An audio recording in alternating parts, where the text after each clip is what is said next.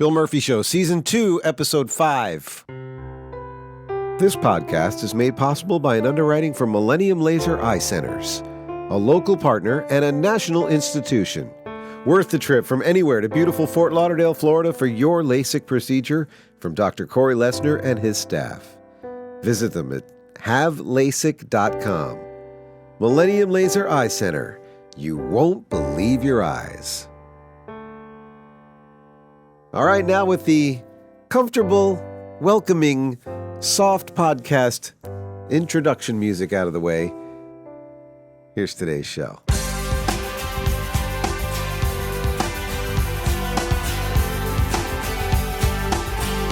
It's The Bill Murphy Show, featuring people from all walks of life, the best in the business, from behind the scenes and on the stage.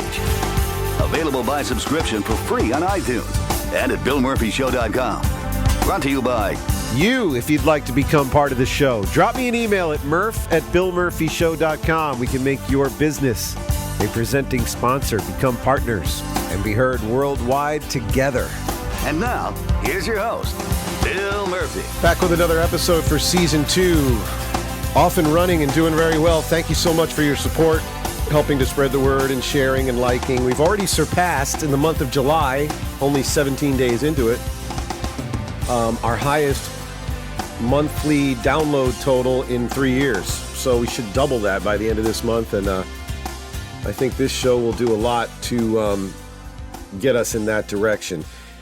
Subscribe at iTunes. You can set up your phone so it doesn't automatically download new episodes. Just subscribe and check in at your leisure. Or you can go to BillMurphyShow.com on your iPhone. You can set that to your homepage, and it looks just like an app.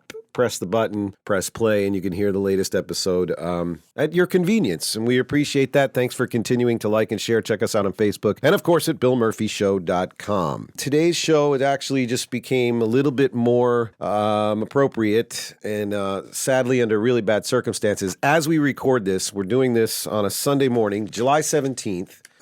Literally as we speak, there's a shooting that went on this morning in Baton Rouge, Louisiana. At first, it was reported that 4 officers were shot, 2 killed, and now it's up to 7 shot, maybe 3 dead, and I'm sure that's developing all day long. This will be something that will just dominate the airwaves over the next few days, and this situation just seems to be getting mind-boggling.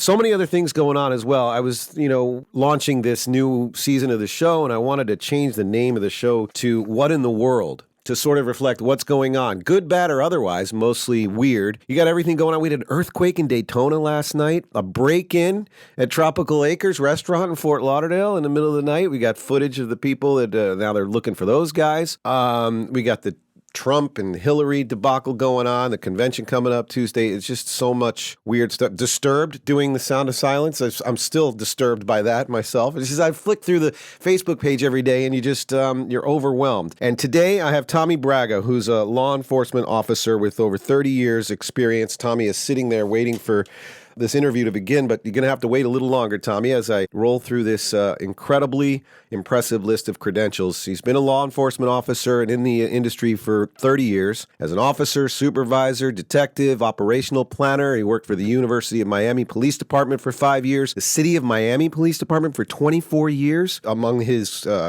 accolades, Miami Police Patrol Officer of the Month 17 times, Departmental Officer of the Month 8 times, Detective of the Year, Community Service Award, Silver Life Saving Award, Purple Heart, Coconut Grove Officer of the Year. Certifications as a police instructor. He's trained in interrogation, community policing, tactical firearms, crisis intervention, pursuit driving training. He's covered it all. He's even published 3 works, including some training films on witnesses, even city ordinance writing, and most recently been working in security at the Windjammer Beach Resort and for Kent Security Services. Thanks for coming on the show, Tommy. I appreciate it. That's my pleasure. Wish it was under better circumstances. Well, it's a rough couple of months. The circumstances don't even seem to be getting much better. I'm assuming, and not that I'm really going to try to dig too much, but I think the fact that you're a former police officer and now you've really shifted into security, you're a little more free to speak about the situation going on right now. Because I would imagine employed and active officers trying to keep things on the down low while they figure things out, right? Well, it depends on the individual. That's true to some degree. Both my parents were children of the 60s, so I might have been brought up a little bit differently, and I think that most of my supervisors would tell you that throughout my career, they kind of allowed me, I was brought up to think out of the box more and not be so regimented. But yeah, for the most part, you have to be very careful when you work for a municipality or a county government organization. But it's still the same in the private sector. I mean, you can't talk bad about your company you work for. Right. Political correctness works everywhere across the board. But absolutely. But I mean, you've seen this industry from so many different angles. I mean, in the community, in the car, in special situations, events. So you see it from many different angles. So it's not like you have just some sort of slanted view of this. And I really want to get into it. Let's start. What's happening? It's obvious something's happening to the dynamics of the traffic stop, the basic police officer pulling you over. I don't think it even extends beyond race and everything now. It's all about trust and attitude, sort of an image that some citizens have created for themselves on how, the stereotypical officer operates, and then the other way around. The officers are now becoming more and more aware of their surroundings and what's going on. I can only imagine that there's got to be some complete reconstruction in the whole process of a traffic stop, and perhaps we're all going to be educated here soon about new developments on how this should happen and how people are going to end up feeling a little bit more comfortable in this situation, because it's not comfortable right now. No, that's absolutely correct. And traffic stops are traditionally the highest cause for officer injury and officer fatality statistically over the years. And it's always an unknown situation. An officer is usually initiating the stop as opposed to being dispatched to something. Mm-hmm. And that's why if you've ever had to call 911 and the dispatcher asks you a million questions, that's to try and give the officer a little bit of forewarning about what he's riding into. With a traffic stop, you don't have that. You're approaching it at literal face value. I'm pulling you over for a taillight, but I don't know what's going on inside that car. Right. And what's happening right now is instead of it, because of the incidents that have happened where officers have shot someone or engaged someone in a way that the community or the district or state attorney didn't feel was appropriate, it's changed that the public now is feeling the same anxiety as an officer may feel making that traffic stop. Yeah. And when you have two people in fight or flight, it's never a good situation. No, absolutely. I mean, and you just kind of segued perfectly into this. I was going to take a while to get to this, but in preparation for this, I've spent a lot of time online on YouTube videos watching. These people that are trying to make this statement about how to deal with officers, and they're very resistant to the whole process, and they feel like this is some sort of a demonstration of their rights. The ironic thing here is, I'm from Boston, and I grew up being immersed in American history, in the birth of our nation, if you will. Mm-hmm. And these are not redcoats you're firing on. Okay, this doesn't apply to a revolution-type situation. And I think in some cases, this is a particular job that, in my opinion, does attract some bullies. It really does. Right. Miami was great at weeding them out. It took a while. Right. When I first got there in the 80s, it was literally like that TV show, The Shield. I mean, I was a rookie just stunned by what went on around me. But then they got some progressive chiefs came in. The Clinton Community Policing Initiative came into play, and things really did turn around. I was there, and I saw this, that it became more of an altruistic type situation in the city of Miami, which fit in with me perfectly because when I was a cop, all I ever wanted to do was treat people the way I'd want to be treated, because cops never see people at their best. Right. Firemen, occasionally they're there for a good reason, but cops, you've either had something stolen from you, mm-hmm. you've been in an accident, or you did something wrong. Right. Our contact is usually not at a positive time in someone's life. It's a situation where there's a lot of apprehension in some of these stops. I know towards the end of my career, I wasn't even bothering with traffic anymore. This just wasn't even bothering with it. Unless it was, really ridiculous. It just wasn't something you want to get involved with. I want you to comment on this. I pulled this piece of audio as an example, and if you're listening to this and you haven't actually heard this one from 2012 in Louisiana, you've seen probably this in one form or another, because there's a number of them online that people do to demonstrate what's going on. And I personally don't think that this officer falls into a category of bully, but this guy in the car was sure that he was going to be not only a bully, but a liar, so he wanted to, catch it all on video. So here, take a listen to this. I cut up a little piece of it, and then we'll comment afterwards. So I'm going to have to ask you to roll the window down. I can hear you just fine, officer. There's my license. To roll the window down, please. I can hear you just fine, officer. Is there some reason you can't roll the window down? I saw you roll it up. I don't answer questions. I don't answer questions. You don't answer questions? That's correct. What's the reason for that? I don't answer questions. Do you want my license and registration or not? Pronounce your last name for me. I don't answer questions.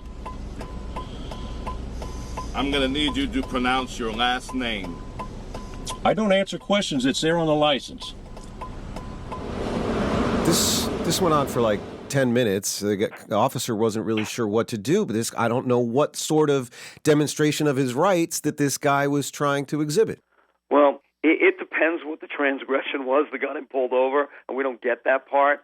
The officer did handle that great. I mean, at least that part of it, because that's a disturbed individual. Right. I mean, he thinks that he's making some kind of legal point, but you'll see these guys wandering around every city hall in America with their papers that they're petitioning the commission because the size of the duck pond isn't up to city ordinances. It's the same thing with the occasional cop being a bully. You're going to find part of the lunatic fringe out there as well. And I think I've seen this video and seen the individual and actually went to his page after watching the video. And, yeah, he's not giving people really good advice. That's certainly not going to get him out of a ticket. Right. And it didn't. That's just motivation to write him. And if you've decided or you walk up to that car, I may write a ticket based on attitude, well, that gentleman just sealed the deal. Yeah. He's going to get whatever you pulled him over for. Right. Instead of, hey, listen, your taillight's out, do me a favor, take care of it. If I see you again, I'm going to write your ticket. Have a nice day. I saw another video that's very similar to that one where the officer put up for a while, called for backup, and then they popped the window and dragged the guy out. Yeah, I saw that one too. Yeah, right. Will it stand up in court? Probably not, but he's going to take that ride. I mean, you can beat the rap, but you can't beat the ride. That's right. And as a postscript, and anybody that's curious, that guy did end up getting his ticket. He went to court and was, fined, and then actually had a chance to appeal, and he found out it was going to cost him a lot more money if he didn't win it. Having been around that for a very long time, it can be very frustrating from both sides of the benches, but it will cost you money. Mm-hmm. And that's probably the biggest deterrent to fight something like that or to get involved in something like that, when simply all he had to do was say, yes, officer, here's my license, registration, insurance. Can you tell me what I did? Well, you ran the stop sign. Okay, sir, if you got to write me.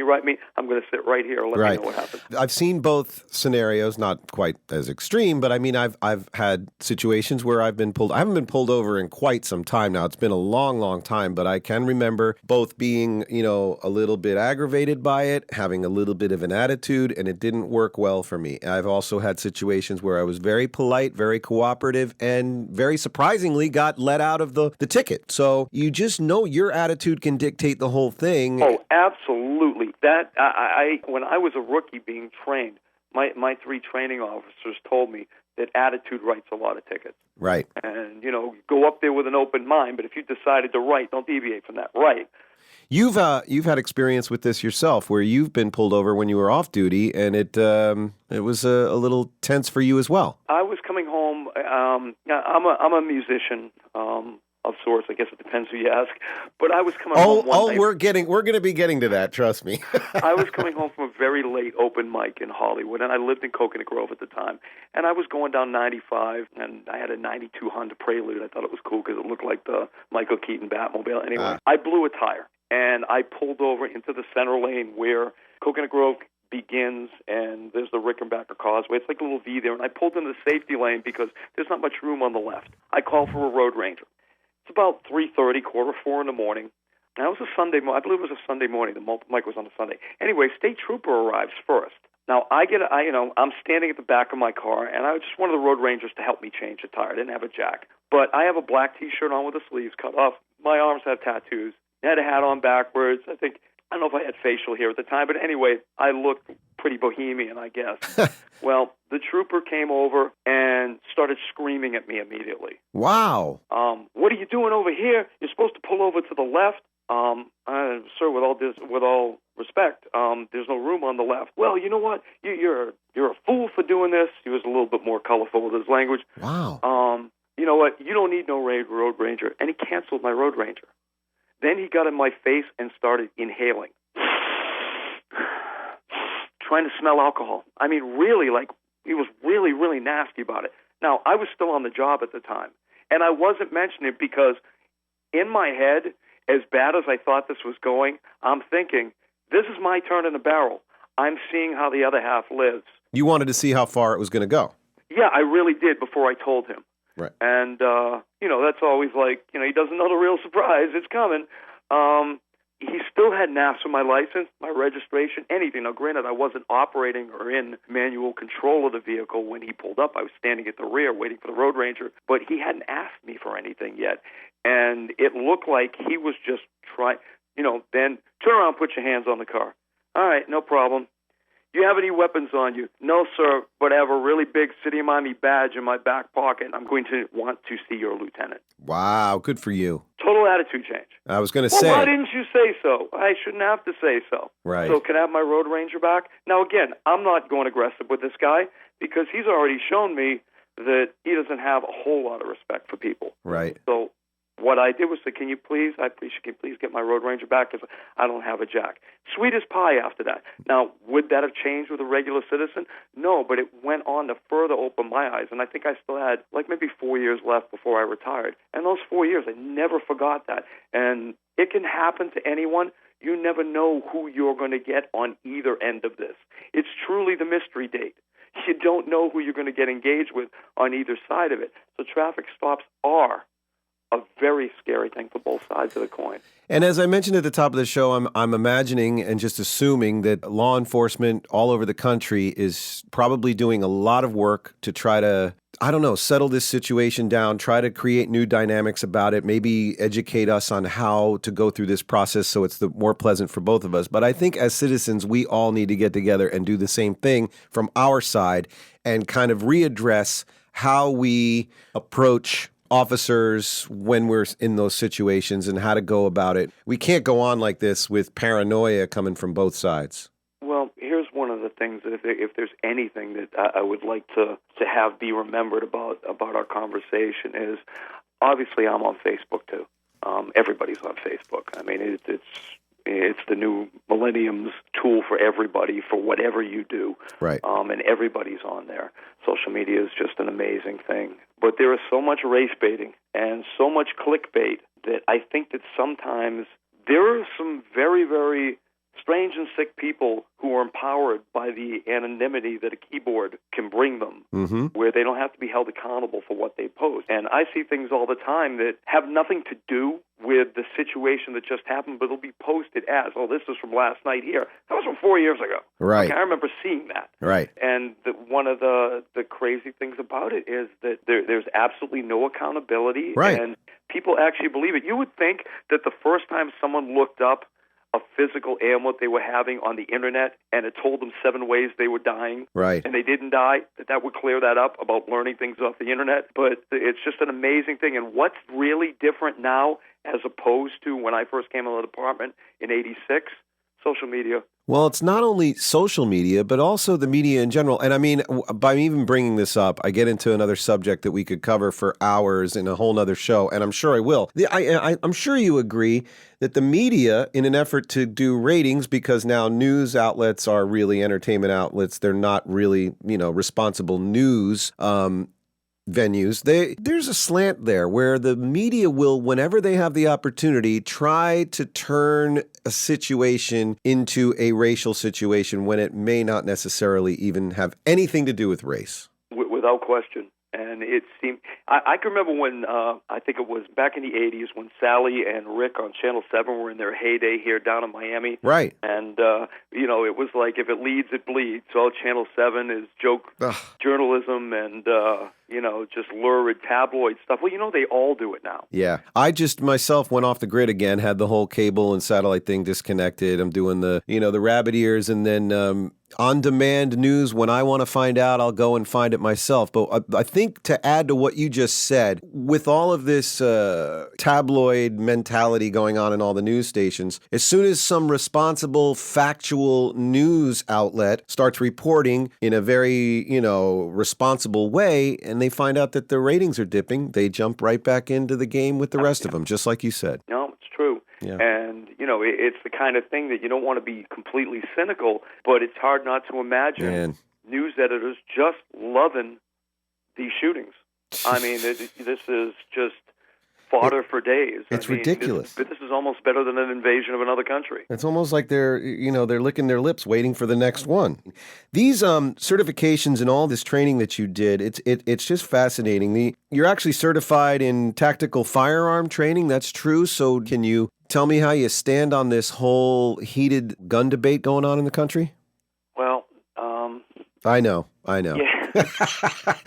Forget it. It seems like this is an issue nobody can agree on. Right. Oh, that's really all you need to say. Right. It's true. It's something that we in this country have not got to the point where we can make a rational decision on it. It's too emotionally charged from both sides. Mm-hmm. And I grew up, I suppose, a liberal Democrat, but became a very conservative Democrat after being a policeman for a while. And it is, yes, our Second Amendment right. I think that was more designed to prevent us from being invaded by England again, or France or Mexico. I don't think it's a bad idea that we are able to have firearms at our disposal to protect ourselves, because it is a crazy world. And the Founding Fathers never envisioned this country to be what it has become, good and bad. But I think that the fact that our Congress and our politicians can't get together on such a simple thing that if you can't fly on my plane, you can't own a handgun. Period. I'm sorry. Period. I mean, that seems like a no-brainer to me. If you can be red flagged for a flight, you're not red flagged for a firearm when they do the background check. How is that sensical? Because if we're afraid of you doing one thing, you're more likely to do the other. It's easier. It's unbelievable. Common sense doesn't seem to play into any of this. It's just Second Amendment defending at any cost. Just, I have to run after. I have to defend this, no matter what. Well, there's a famous quote. I believe it's from the Japanese Admiral Yamamoto, who said that an invasion of America is impossible. There'll be a rifle behind every blade of grass. Mm-hmm. Well, you know what? I want him to be afraid of that. Right. And I want Putin to be afraid of that. And I want anybody that would do harm to this country in the old ways that we used to wage war to be afraid of that. But we don't wage war that way anymore. Right. We don't. It's all terrorist attacks. One guy, the Boston Marathon, really good example. 2 teenagers with a backpack. Yeah. I mean, how you can have it's crazy. The 7th Fleet in the harbor, but how does that protect you against that?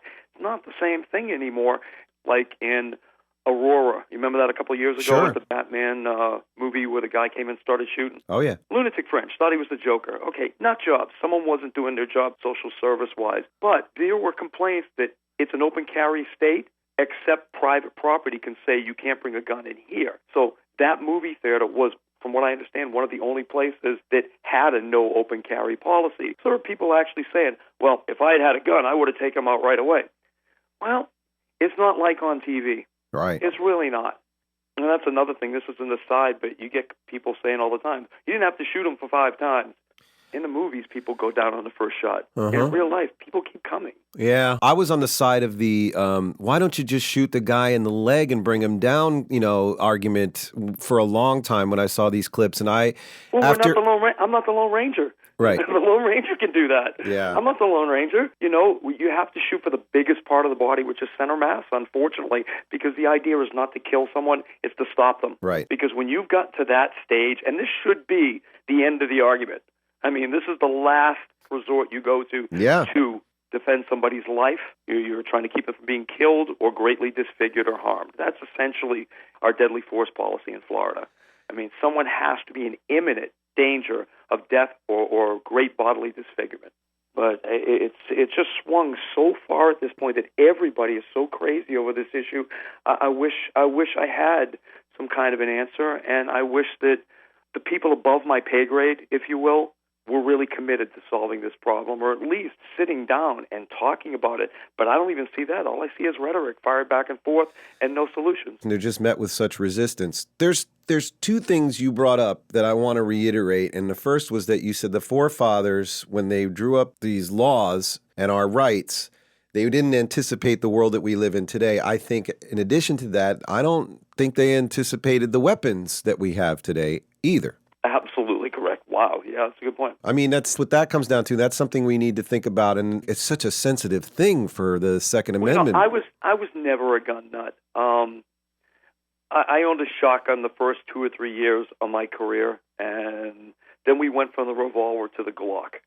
And the Glock has a lot more firepower, can fire much faster, and I thought, what the hell do I need the shotgun for? Every time I bring it out of the car, all it does is scare people or upset them. Right. You know? And, you know, if you're in a neighborhood and you bring that thing out of the car, you know, there's 3 times out of 10 your police car is going to get hit by a bottle. People don't want to see that.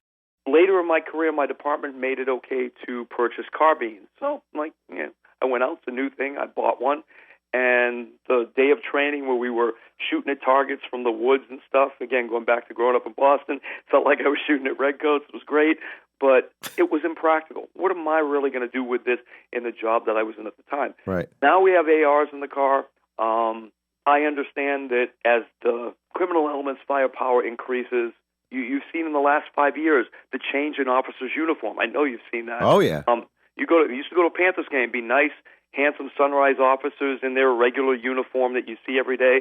In the last 5 years, these guys are wearing black flak jackets. I got pulled over from the stop sign about 6 months ago, and the guy got out of the car. He had a helmet on, and I'm like, "Wow, you got a lot of snipers in Lighthouse Point." I mean, I don't mean to laugh because this is serious stuff, you know. But it's changed. That the guys getting out of the car now, they almost look like Star Wars stormtroopers. Unbelievable. And it's not that it is intimidating, but that's not the point. It's dangerous now. Right. It's really dangerous. It really is. And we all need to work together from both sides, from the citizen side and from the law enforcement side. It all needs to settle down somehow. And I unfortunately, and I say this with profound sadness, that I don't think we've seen the worst of it. I think it's going to get worse before it gets better. No, unfortunately, Bill, I agree with you. And, what's happening is these guys that are taking these shots at officers,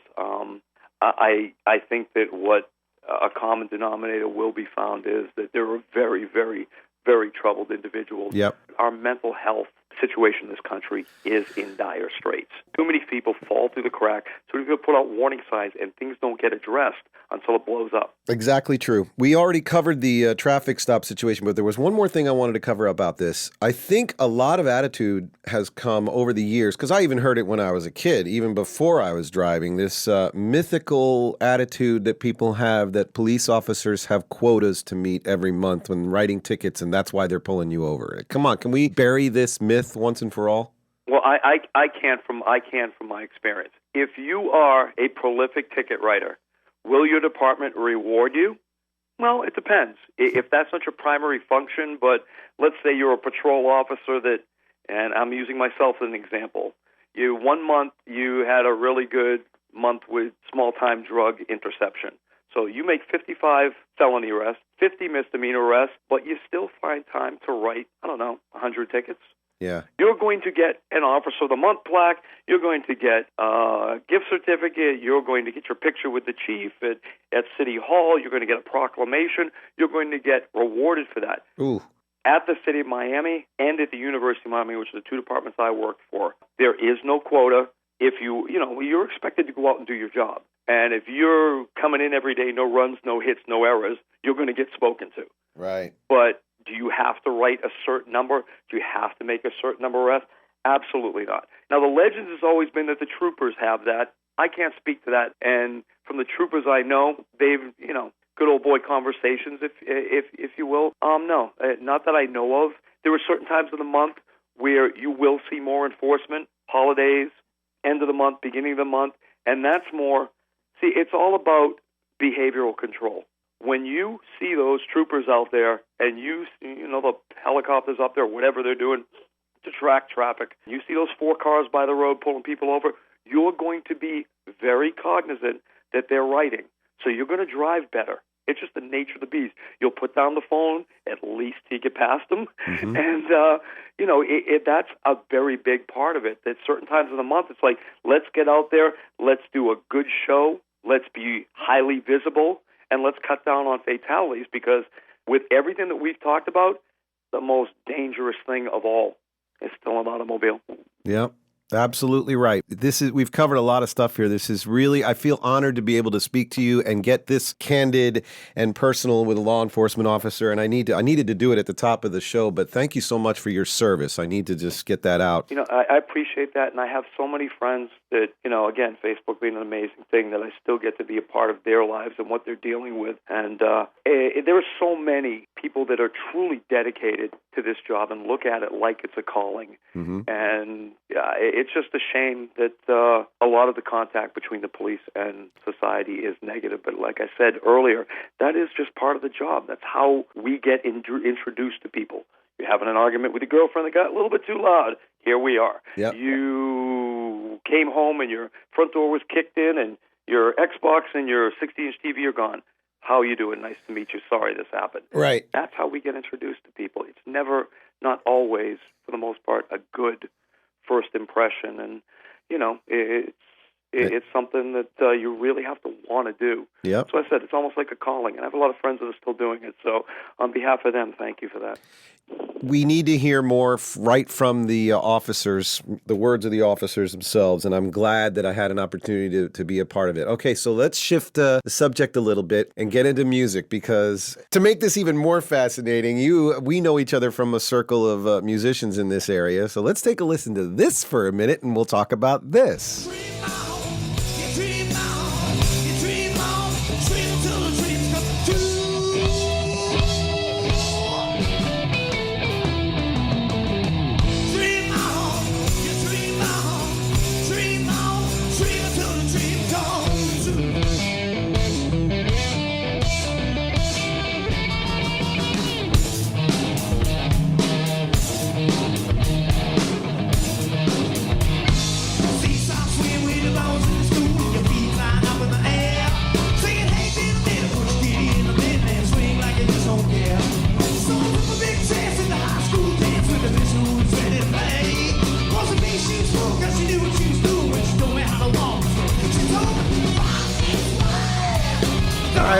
What you're listening to is an Aerosmith tribute band called Jaded, and the singer in this band is the guy that we've been talking to, Tommy Braga. So let's talk about this alter ego of yours.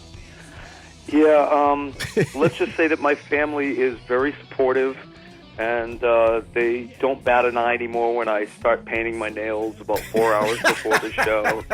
And, hey, honey, do you have any more of those body tattoos? I need one for my cheek. I love that you have the Steven Tyler wig, even complete with the gray hairs in the front. I love it. Well, you know what the thing is? when we were talking about doing this, it didn't make any sense to try and imitate them when they're 20. Right. Because, I'm obviously not 20. Well, and also it wouldn't make any sense for you to imitate Steven Tyler because you're not a small dude like he is. No, and that's another part of it. That, we have a booking agent that always gives me a hard time. He says he actually has told me that I look like I ate Steven Tyler, which is pretty funny. That's great. And he's popping out of your head. It's awesome. But the problem is, I've got these shoulders and I've got this chest from all those years of weightlifting to want to be a cop that could protect somebody, protect myself. And it's just not going away now. So, yeah, it's a little bit of a bigger version, so we'll just leave it at that. Oh, it's fantastic. And who are the other cats in the band with you? Let's plug those guys, and also let me know where you guys are playing again and tell the audience about it. Sure. Our Joe Perry is a guy named Johnny Aubrey, and he's even gone so far as to dye the white streak into his actual hair, and his wife thinks he's absolutely insane. He is. Tommy Gress is our Joey Kramer on drums, and he's musical director at Nova, and he's helped us out a lot with our harmonies, especially, and some of our arrangements. And Francis Cast is our bass player, and I've been in bands with him for almost 15 years. off and on, and Pete Loria is our Brad Whitford on rhythm guitar. And your Massachusetts roots have a lot to do with this. Your attraction to Aerosmith must go back to your childhood. Absolutely grew up with them, and I had an aunt that was about 1920 when they were first hitting in the Boston area, and she snuck me into the Paradise when I was about 11 or 12. Oh, wow. And I got to see them really early when they were still kind of just doing blues covers, and fell in love with them, and getting, as much as, I play at this place called Athena's in at Commercial and A1A in Fort Lauderdale, and there were a lot of little kids trying to spend a little time with them. But these guys were actually kind of nice to me, and I've never forgotten it. And I can't remember anything that was said and done, but I know that I left there going, wow, that was really cool, for an 11, 12-year-old. So, yeah, and the fact that my hometown has also embraced this an unusual thing for a rock band. 2012, the first building that they lived in on Commonwealth Avenue, 1235 Commonwealth Avenue, they went ahead and designated it as a historic landmark. That's where Aerosmith wrote their first song, which is just crazy. I love my hometown, And when the Patriots won their last Super Bowl, they actually gave Steven a ring because he had been singing the national anthem for them. I had to go out and get myself a China knockoff, so I have the same ring he has. Funny. There you go. You got to keep it authentic. That's fantastic, man. So where can we see you guys again? We're the next time we're playing, I think it's September 3rd. We're at Galuppi's in Pompano Beach. Right, okay. Which is just great for tribute bands on the weekends. I'm going to put it in the calendar and come see you guys. That'd be awesome. That'd be really fun. Good to see you. Yeah, likewise, man. And Tommy, thanks so much for spending the time with me here and to do this. I mean, hopefully if we touch, if we make some sense to just one or two people listening to this, I'll feel proud that we've done a little bit of a job, because the situation out there needs to change. The whole attitude, the whole atmosphere around us with not only law enforcement, but everything going on in the world right now. We've got to turn things around to a little bit more of a positive direction. Well, I feel kind of bad that I don't have the wisdom to know what the answer is, but I believe that people in general have the wisdom to know that we need to sit down and talk about this and come to some kind of resolution, because this is not the direction that we want to be headed in as a society, especially in what is still one of the best places in the world to live. Well said, my friend. And perhaps social media will turn out to be one of the positive aspects of that. So maybe that one can hope. Yeah, let's hope the communication can get a little bit more under control. Tommy Braga, thanks again. You can like him, check him out on Facebook, and also Jaded, the Aerosmith tribute band. Find them on Facebook, follow them, and go check them out. At Galuppi's on September 3rd, I'm going to make a point to be there. It's been a very informative, educational, and very important episode. Thanks for being a part of it, Tommy. I appreciate it. Thank you, sir. Appreciate your time. How about that? A police officer thanking me for my time. Thanks again to Tommy for doing this with me on another somber day in the USA. Man, what is going on? Thanks for continuing to support and like and share. More episodes coming up later this week. Subscribe to the Bill Murphy Show podcast for free at iTunes. You can post comments about today's show, listen to archived episodes, and like the show on Facebook by visiting BillMurphyShow.com. A presentation of Bill Murphy Productions.